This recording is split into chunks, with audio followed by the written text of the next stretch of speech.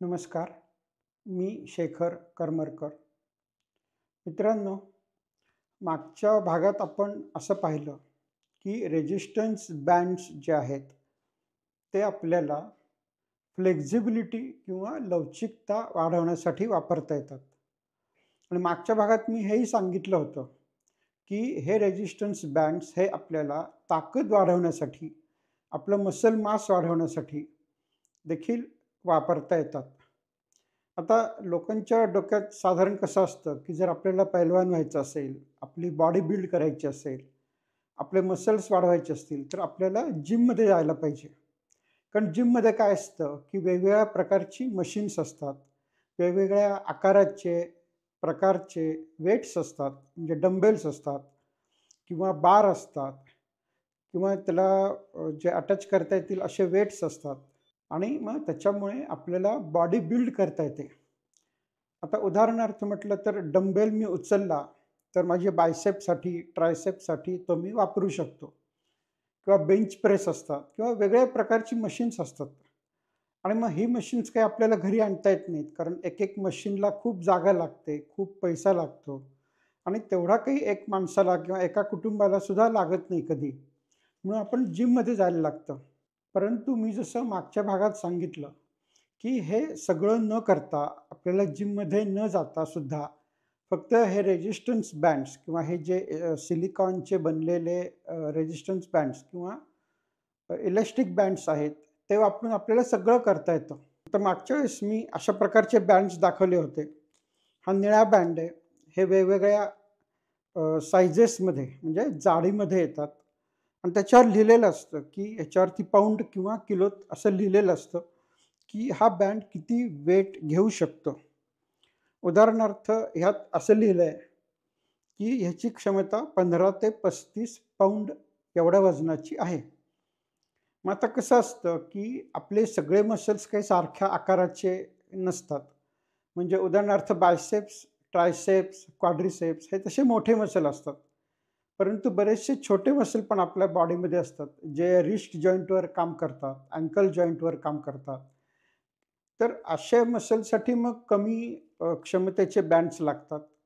जर आपण पाठीचा, कमरेचा, क्वाड्रिसेप्सचा व्यायाम करणार असू, तर आपल्याला मोठ्या क्षमतेचे बँड्स लागतात. म्हणजे आपण कुठली ॲक्शन करतोय, कुठला मसल वापरतोय किंवा कशाप्रकारे तो बँड वापरतोय, ह्याच्यावरती त्याची स्ट्रेंथ ठरते. आता उदाहरणार्थ मी हा बँड घेतला आणि असा जर लांबवला, तर माझ्या हाताला व्यायाम होतो त्यानी. परंतु जर एखादा लहान मुलगा असेल, वृद्ध व्यक्ती असेल, तर त्याला कदाचित हा बँड जास्त क्षमतेचा असेल. म्हणजे अ, की हे असं ताणणं त्यांना तेवढं शक्य होणार नाही. कारण कदाचित जॉइंट वीक झालेला असेल, अ, वयोमानानुसार झालेला असेल किंवा एखादा माणूस जर तगडा असेल, बॉडी बिल्ड ऑलरेडी त्याची बऱ्यापैकी झालेली असेल, तर त्याला असं वाटेल की हा बँड म्हणजे काय अतिशय किरकोळ आहे. तर मग त्याच्यासाठी वेगळ्या जाडीचा, वेगळ्या क्षमतेचा बँड्स आपण वापरू शकतो. तर असे हे बँड्स वेगवेगळ्या प्रकारात येतात. दुसरा प्रकार दाखवला होता, की हा एक लूप बँड आहे, पण छोट्या आकाराचा आहे आणि तो पण मग बऱ्याच प्रकारे वापरता येतो. हा असा वरती वापरून किंवा खाली म्हणजे ह्याचे इतके प्रकार आहेत, की 100 प्रकारे, 200 प्रकारे सुद्धा अशा प्रकारचे बँड्स वेगवेगळ्या मसल्ससाठी आपण वापरू शकतो.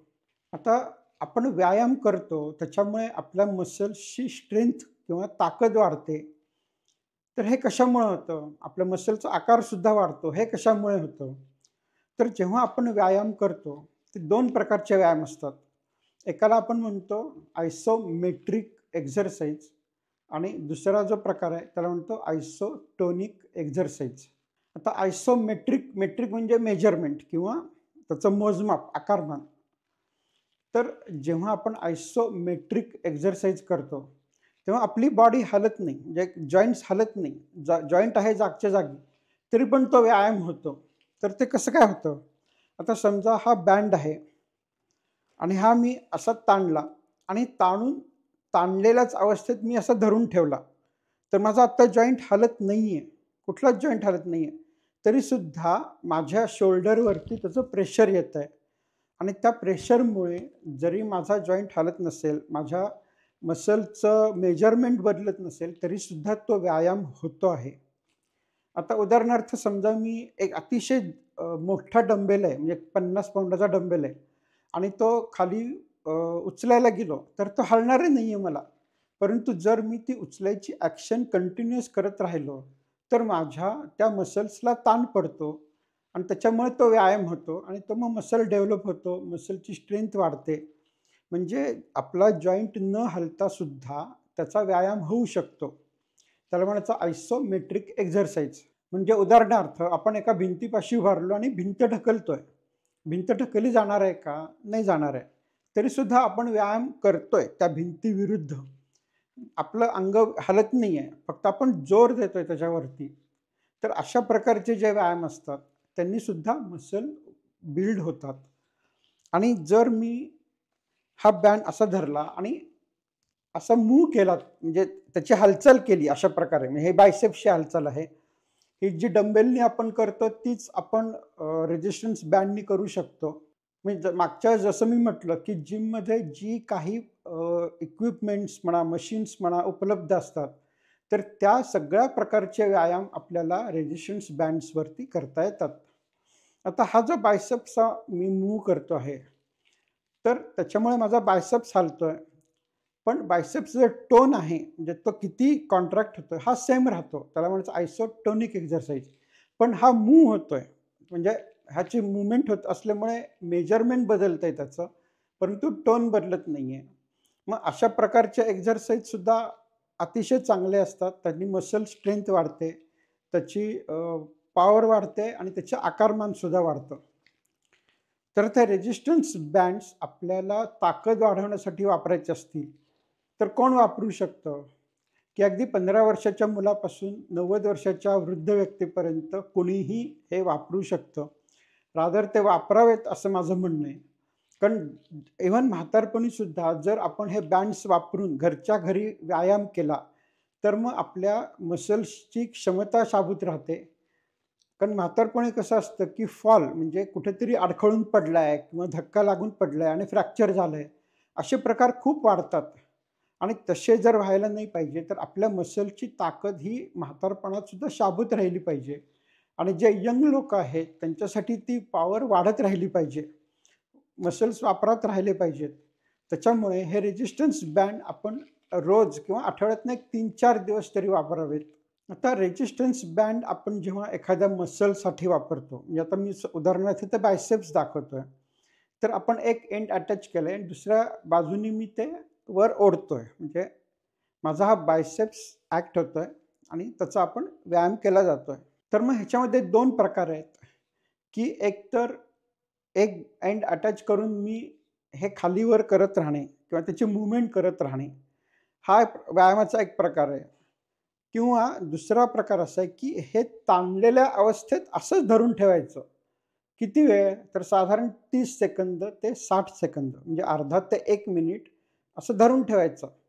जरी माझा जॉइंट हलत नाहीये, मूव्हमेंट होत नाहीये, तरीसुद्धा माझा मसल ॲक्ट होतोय, माझा मसल काम करतोय आणि त्याच्यामुळे मला तो फायदा मिळतोय.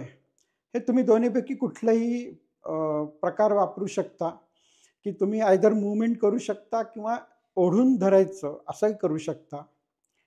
तर आपण हे किती वेळा करायला लागतं, की त्याला आपण म्हणतो रेप्स रेप्स किंवा रिपिटेशन्स, म्हणजे किती वेळा करायचं.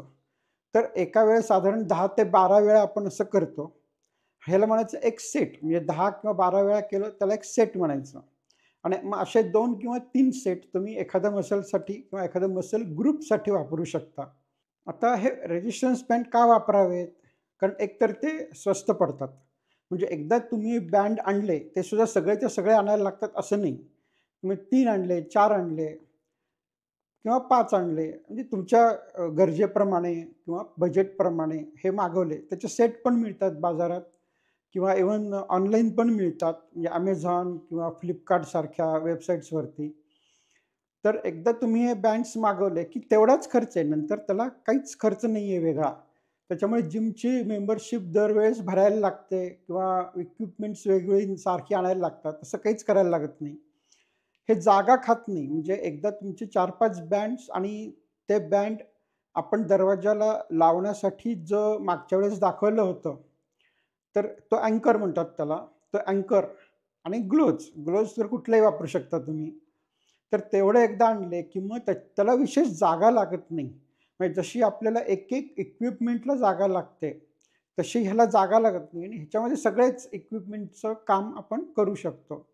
तर आता मी 4 उदाहरणं देतोय, की आपण मशीन्स वापरून एखादा मसल कसा बिल्ड केला जातो किंवा जिममध्ये एखाद्या मसलसाठी व्यायाम कसा केला जातो मशीनवरती आणि सेम मसलसाठी, सेम रिझल्टसाठी आपल्याला रेझिस्टन्स बँड वापरून व्यायाम कसा करता येईल. तर पहिलं उदाहरण मी देतो बायसेप्सचं, की हे अतिशय कॉमन उदाहरण आहे, की जेव्हा जिममध्ये आपण नवीन-नवीन जातो, तेव्हा पहिल्यांदा आपण डंबेल्स वापरायला लागतो आणि डंबेलनी आपण ते डंबेल वर-खाली करणे, त्याच्यामुळे आपला बायसेप्सचा व्यायाम होतो. तर मग सेम प्रकारचा व्यायाम आपल्याला रेझिस्टन्स बँडनी अशा प्रकारे मिळू शकतो. आता दुसरं उदाहरण आहे ट्रायसेप्स म्हणजे दंडाचा जो मागचा मसल आहे, त्याला ट्रायसेप्स म्हणतो. तर जिममध्ये वेगवेगळ्या प्रकारची मशीन्स ही ट्रायसेप्सच्या व्यायामासाठी वापरली जातात आणि मग सेम ट्रायसेप्स आपल्याला रेझिस्टन्स बँड वापरून अशा प्रकारे बिल्ड करता येतो. मग तिसरं उदाहरण आहे क्वाड्रिसेप्स, की जे आपल्या मांडीचे पुढचे मसल असतात. 4 मसल असतात ते एकत्र आलेले असतात. त्याला क्वाड्रिसेप्स म्हणतो आपण. तर त्याच्यासाठी हे मशीन असं वापरतो आपण, की प्रेस प्रेस करतो आणि त्याच क्वाड्रिसेप्ससाठी आपण रेझिस्टन्स बँड वापरून घरच्या घरी हे सेम मसल्स डेव्हलप करू शकतो. आणि चौथी जे उदाहरण मी देणार आहे, ते आहे रोईंग. रोईंग म्हणजे असं जेव्हा वल्ह आपण हलवतो बोटीत बसलेला असताना, म्हणजे तर त्याला रोईंग ॲक्शन म्हणतो आपण.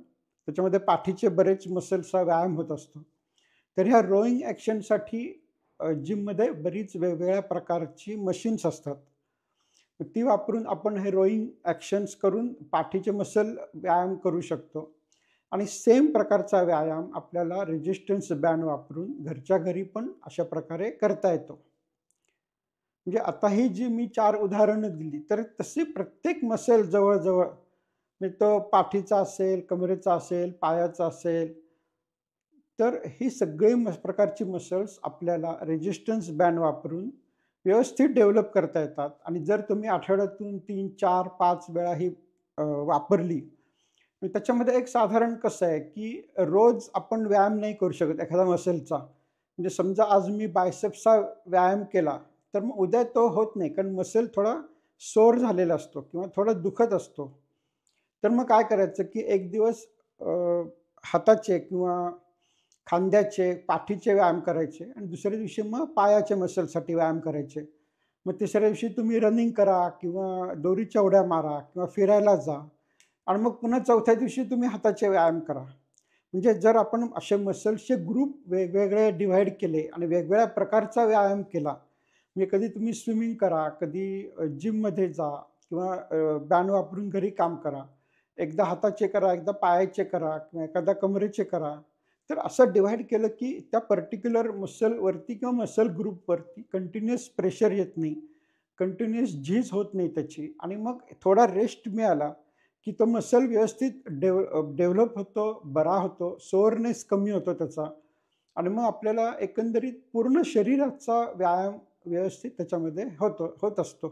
त्याच्यामुळे मागच्या वेळेस सांगितल्याप्रमाणे फ्लेक्सिबिलिटी किंवा लवचिकता वाढवण्यासाठी बँड्स वापरता येतात आणि आपल्या ताकद वाढवण्यासाठी सुद्धा हे बँड्स वापरता येतात. हे तुम्ही वापरून बघा. तुम्हाला काही शंका असतील तर तुम्ही कॉमेंट बॉक्समध्ये लिहा. धन्यवाद.